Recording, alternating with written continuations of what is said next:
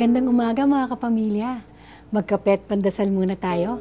Ako si Risa Singson Kaupeng, Editor-in-Chief ng Kirigma Magazine. Mahabang panahon akong nakatira sa isang bahay kung saan palaging maraming pagkain.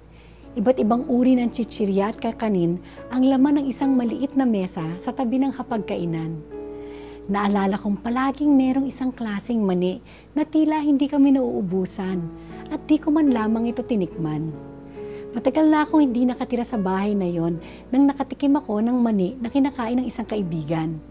Ang sarap! Nang tinanong ko sa kanya kung saan galing, pinakita niya sa akin ang balot. Yun pala yung klase ng maning napakadami na hindi ko pinapansin sa dati kong tinitirhan.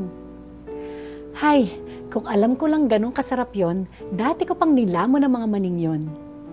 Sa isang simpleng paraan, mahalin tulad ko ang aking kwento tungkol sa mani sa pagsasabukas ng ating pagbabalik loob sa Diyos. May ibang taong magsasabi na magbabalik loob sila sa Diyos kapag gurang na sila, pag malapit na sila sa hukay. May iba namang nag-iisip na kapag binibigay nila ang buhay nila kay Kristo, matatapos ng maliligayang araw nila. Hay, kung alam lang nila kung ano ang pinagpapaliban nila.